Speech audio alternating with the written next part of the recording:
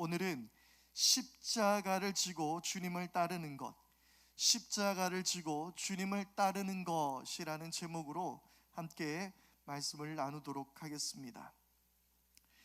오늘은 예수님께서 예루살렘에 입성하신 날을 기념하는 종려주일입니다.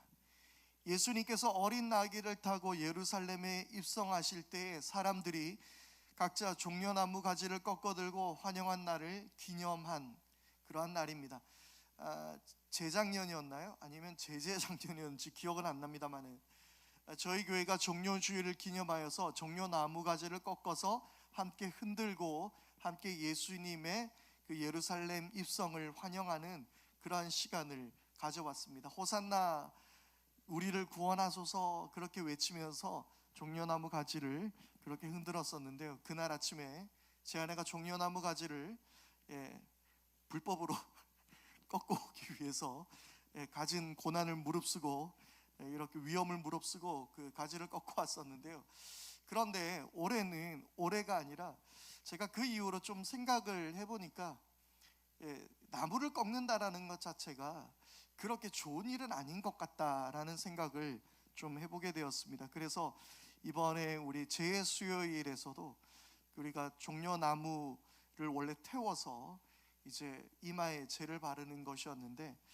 나무 가지를 꺾고 태우는 것이 그렇게 좋은 일은 아닌 것 같다라는 생각이 들어서, 그리고 종려나무 구하기도 쉽지도 않고 어쨌든 그래서 우리가 특별한 종려주일 행사는 하진 않지만 아무튼 그 종려주일의 의미만은 여러분들이 기억할 수 있기를 바라겠습니다. 예수님은 개선 장군처럼 사람들의 호의를 받으며 당당하고 힘차게 예루살렘에 들어가시지 않으셨습니다.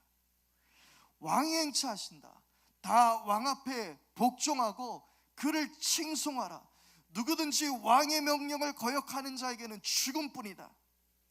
웅장한 군대의 행렬과 나부끼는 깃발, 우람하고 빛깔 좋은 말을 타고 모든 것을 제압하는 카리스마로 왕은 도시를 굴복시키기 위해 입성합니다.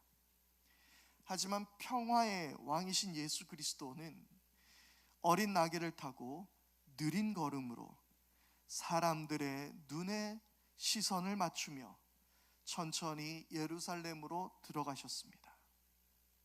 그들의 환영은 곧 예수를 십자가에 못 박아라 라는 외침으로 바뀌겠지만 말입니다.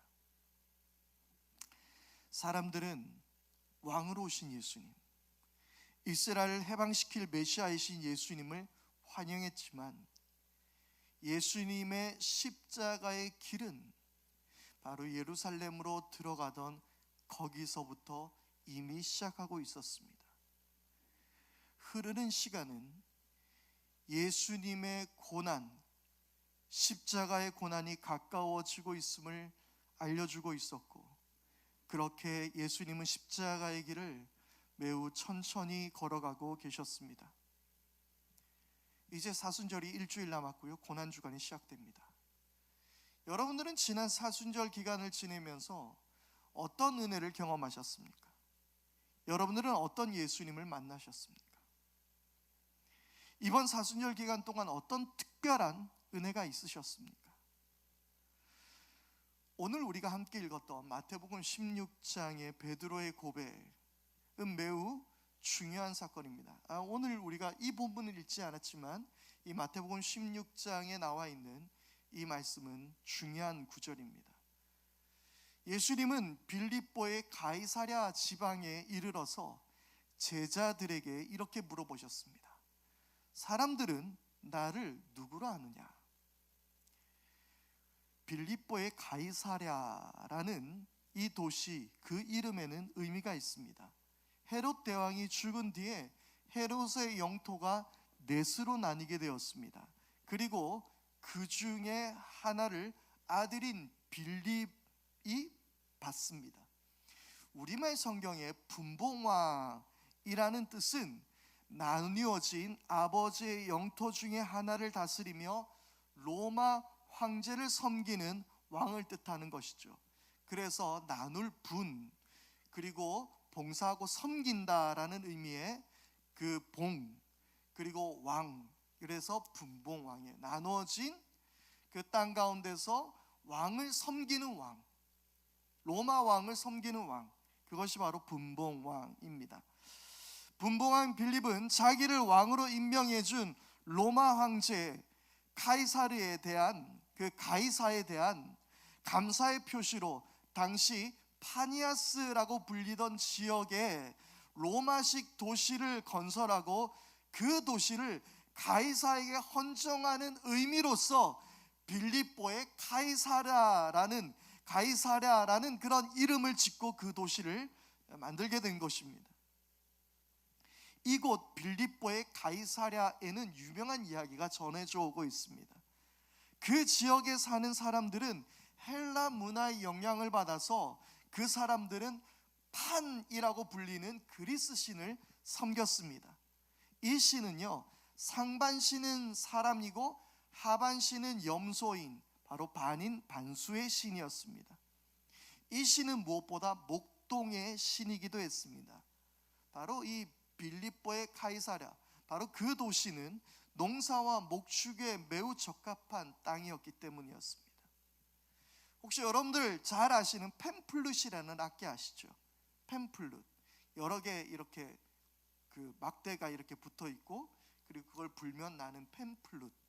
바로 이 팸플룻이 이 판이라는 이 신이 그 즐겨 불렀던 플룻이었어요.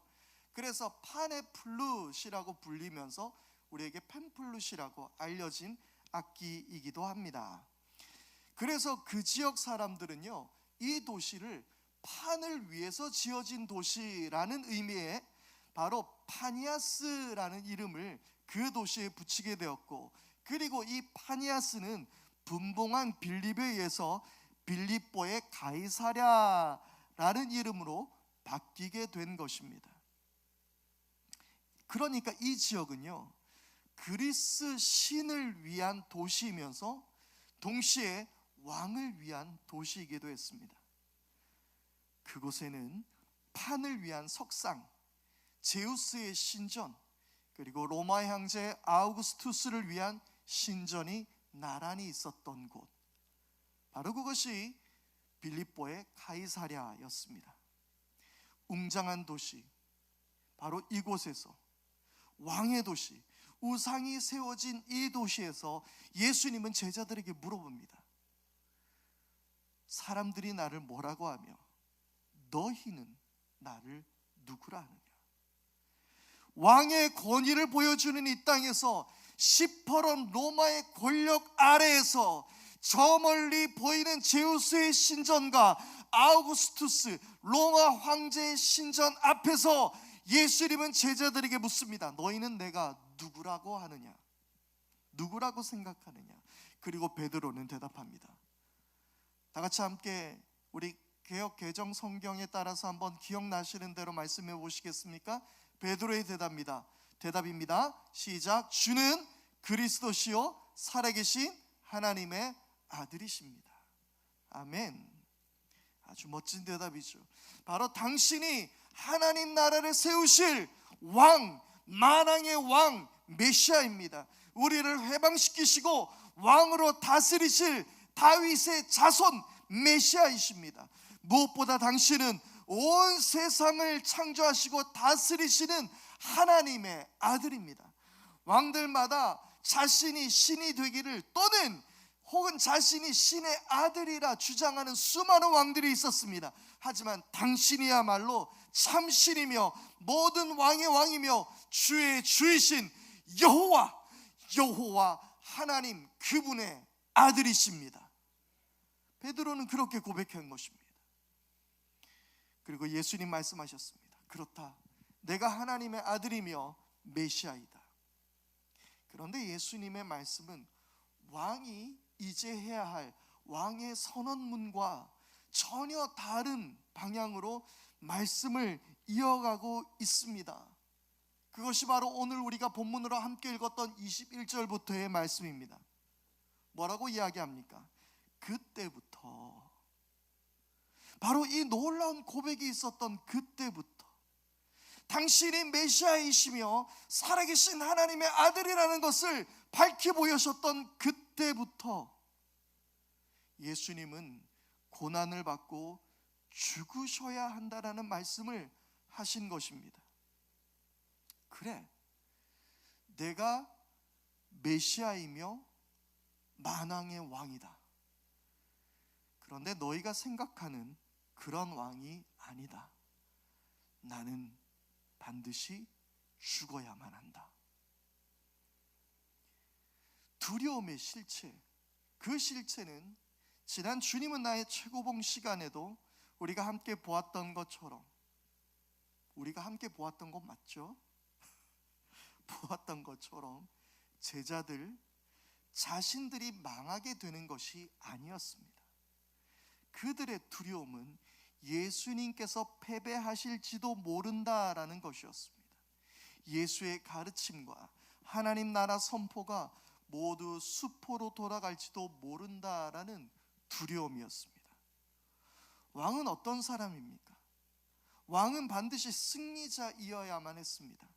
깃발을 날리며 왕관을 쓰고 멋진 말의 등에 올라타서 사람들의 환호를 받는 그런 왕이어야 했습니다.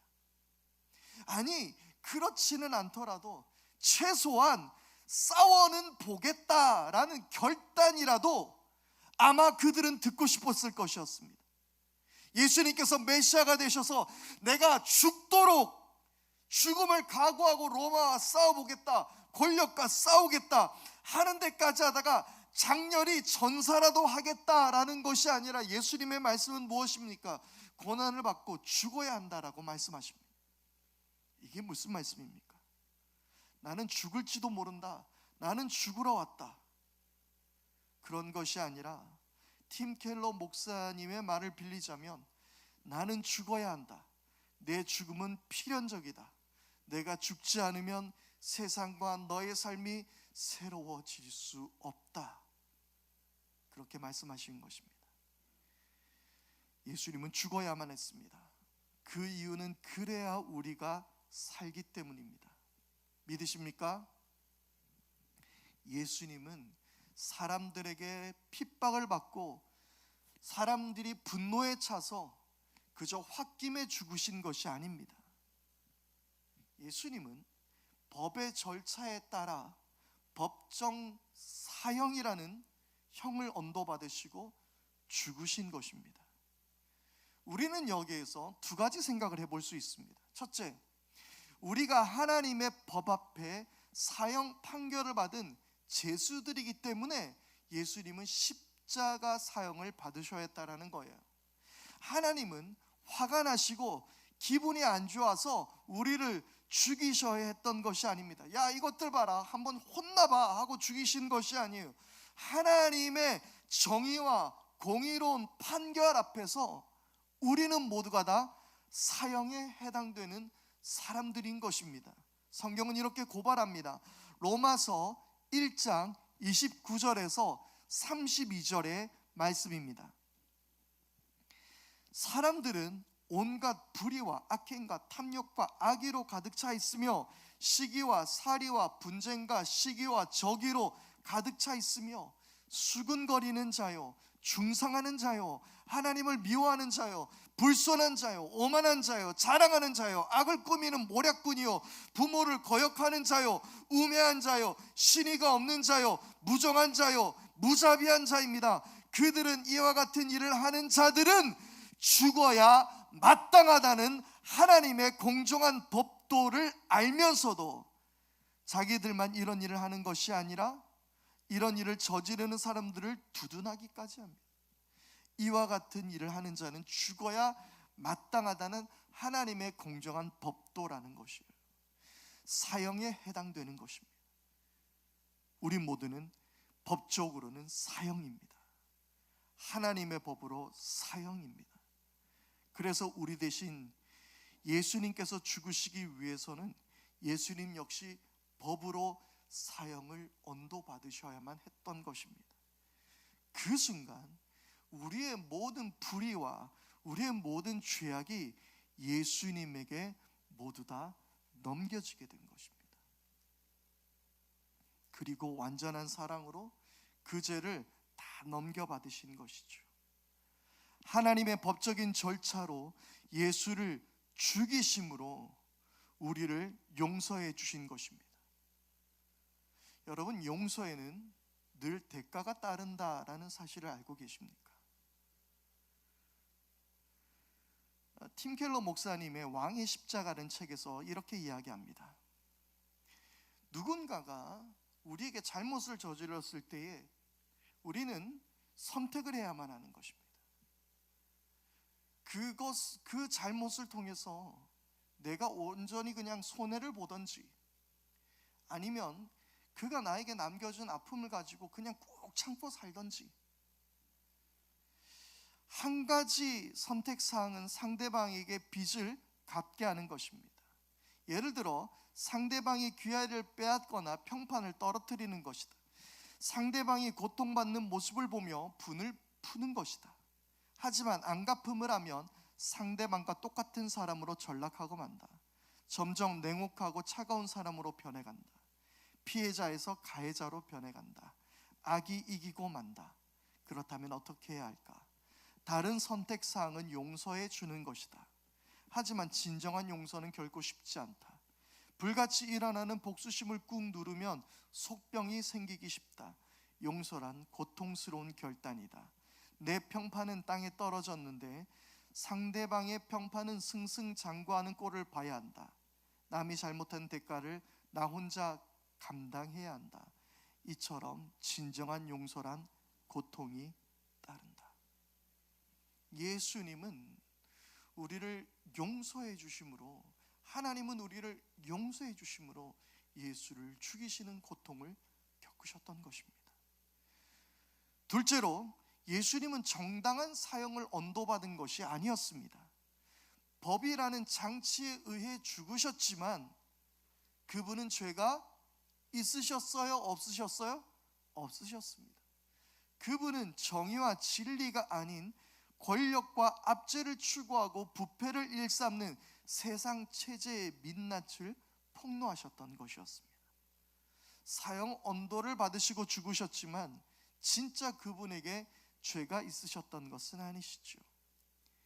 예수님의 죽음은 법의 절차이며 동시에 세상의 불법적인 폭력이었던 것이었습니다. 가장 정의로워야 할 사람들에 의해 예수님이 죽으신 것이죠.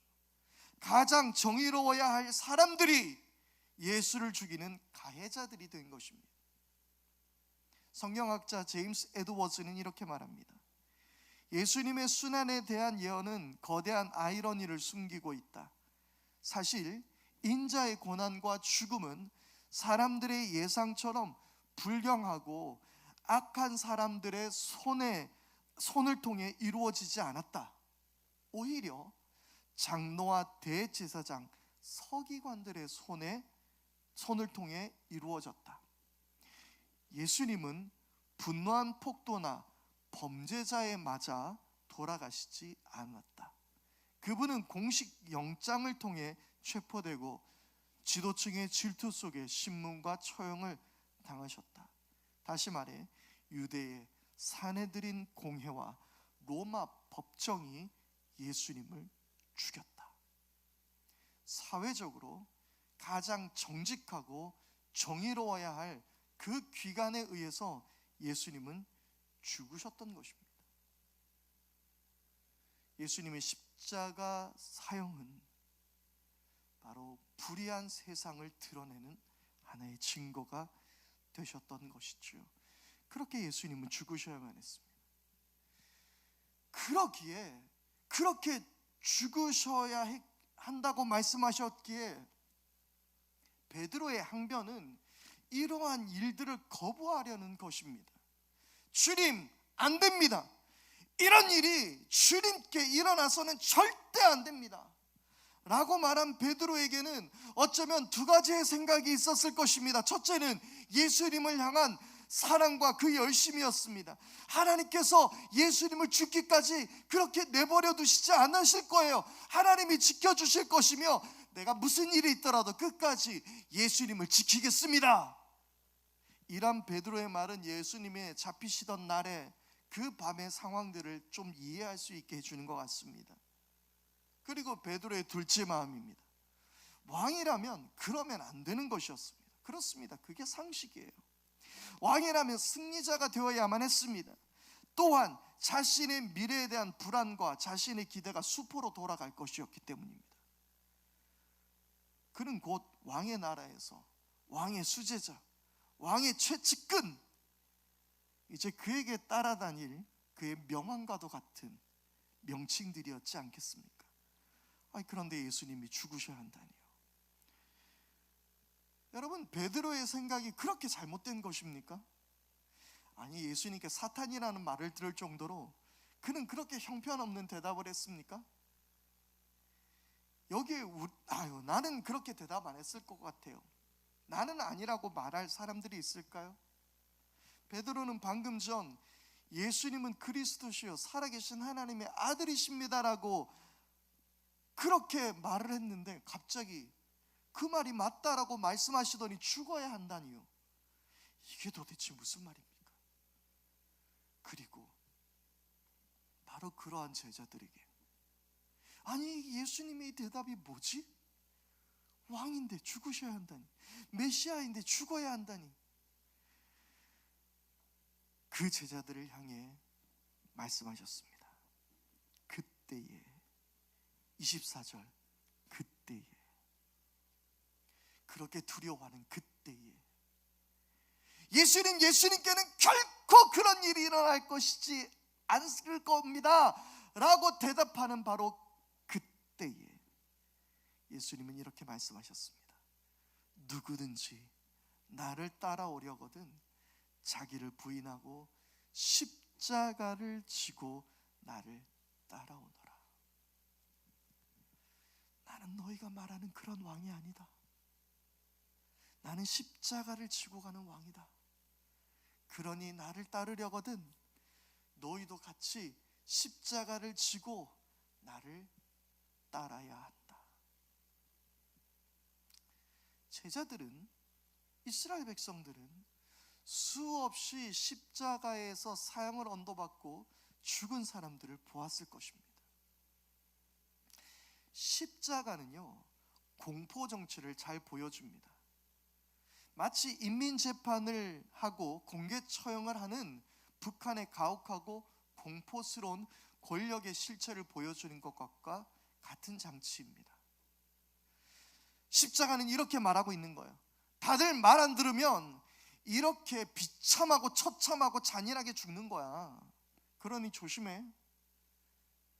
십자가는 그런 의미예요. 잔인하면 할수록 사람들에게 울리는 메시지는 더 강력합니다. 십자가는 사람들에게 보여주면서 이렇게 하지 말라는 경고입니다. 그러나 예수님은 십자가를 보며 이렇게 하자라고 말씀하시는 아이러니입니다. 이해가 되십니까? 십자가는 사람들이 바라보면서 저렇게 하면 다 죽는구나, 와 저렇게 하면 안 되겠구나, 그걸 보여주는 장치인데 예수님은 십자가를 바라보며 우리도 저기를 향해서 가자라고 말씀하신다라는 거예요. 우리도 저렇게 살자라고 말씀하시는 거예요.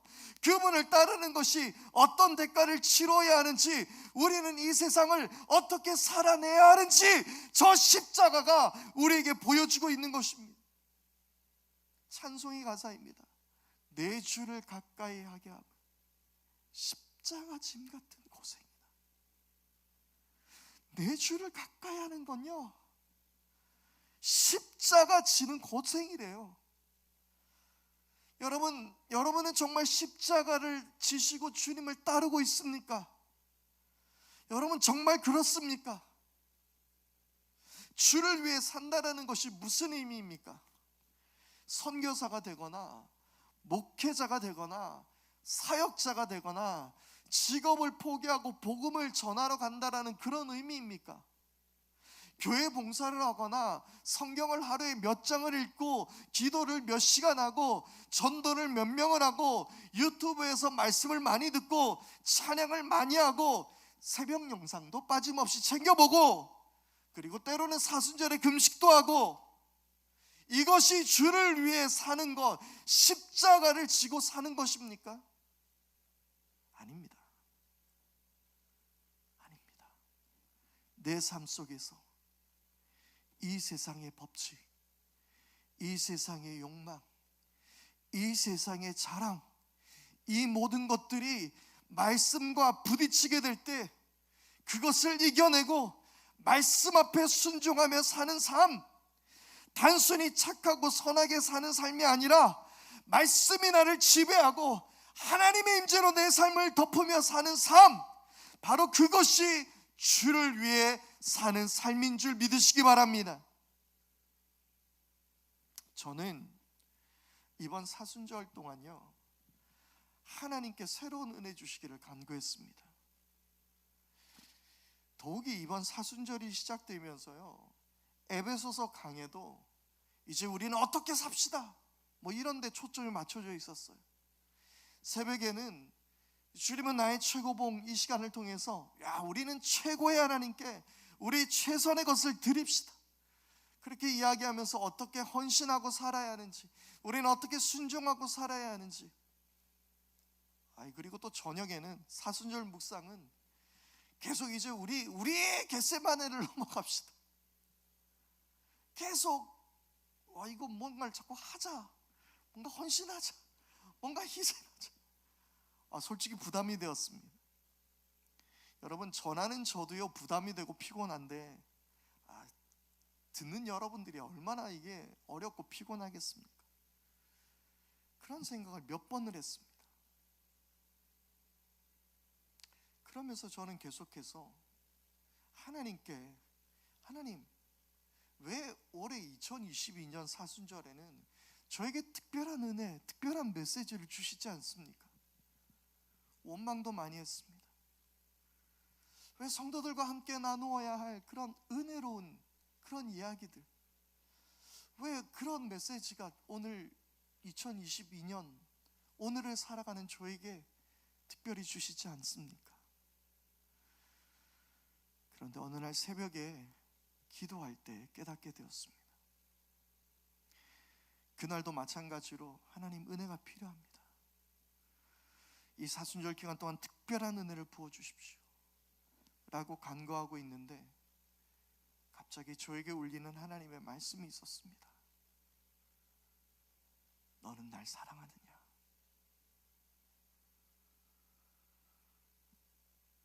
오스왈드 챔버스의 이야기는 더 아프게 저에게 들려왔습니다. 오스왈드 챔버스의 말입니다. 나 자신의 의무감이나 유익 때문이 아니라 오직 하나님을 사랑하기 때문에 주를 위해 뭔가를 하게 된 적이 있습니까? 주님을 사랑하면 지금 그분을 위해 할 수 있는 일들이 너무나 많은데 당신은 그저 주님의 구속의 위대함만 묵상하고 있습니까? 내가 하나님과 사랑에 빠져 있는 증거는 성스럽고 놀라운 일들이 아니라 일상적이고 단순한 인간적인 일들 가운데서 나타납니다. 저에게 다시 한번 물었습니다. 나는 정말 주님을 사랑하고 있는가? 나는 그래서 십자가를 지고 주님을 따르고 있는가? 여러분은 내 욕망이 아닌 내 재산을, 내 가족을, 내 유익을 위해서가 아니라 정말 주님을 위해 십자가를 지고 따르신 적이 있으십니까? 아니, 따르고 계십니까? 이 모든 것을 내어놓고 오직 주님을 바라며 따르는 것이 바로 자기 부인입니다. 여러분, 이 땅에서 우리는 헤브닌 교회로서 함께 만났습니다. 하나님 나라를 위해서 우리는 만났습니다. 이 교회가 하나님이 기뻐하실 만한 교회로 함께 세우며 우리가 그렇게 십자가를 지고 주님을 따라갔으면 좋겠습니다. 제주경 목사의 꿈을 이루는 것이 아니라 하나님의 꿈을 이룰 교회를 우리가 함께 세워나가기를 바랍니다. 부끄러운 이야기지만요, 저도 성공하고 싶어요. 큰 교회 목회하고 싶습니다. 힘들어가며 일도 안 하고 그저 책상에서 책 읽고 연구하고 목회하는 평범한 목사가 되고 싶은 적이 한두 번이 아닙니다. 유명한 목사가 되어서 집회도 많이 다니고 싶고요, 책도 써서 베스트셀러 작가도 되고 싶고요, 돈도 많이 있었으면 좋겠습니다. 저라고 특별하지 않습니다. 저도 욕망 덩어리입니다. 그런데 이걸 거절하는 거예요. 이걸 아니라고 이야기하는 거예요. 그게 자기 부인입니다. 그게 십자가를 지는 것입니다. 여러분, 십자가의 길은요, 십자가의 길 그 자체가 목적이 아니에요. 십자가의 목적지는 골고다 언덕이에요. 죽으러 가는 거예요. 죽는 것입니다. 나와 함께 십자가를 지고 따르자라는 주님의 음성은 주를 위해 죽겠습니다. 순교를 이야기하는 게 아니에요. 주를 위해 살다가 주를 위해 죽는 것입니다. 그리고 영광의 주님과 함께 부활하는 것입니다. 그게 십자가를 지고 주님을 따르는 것입니다.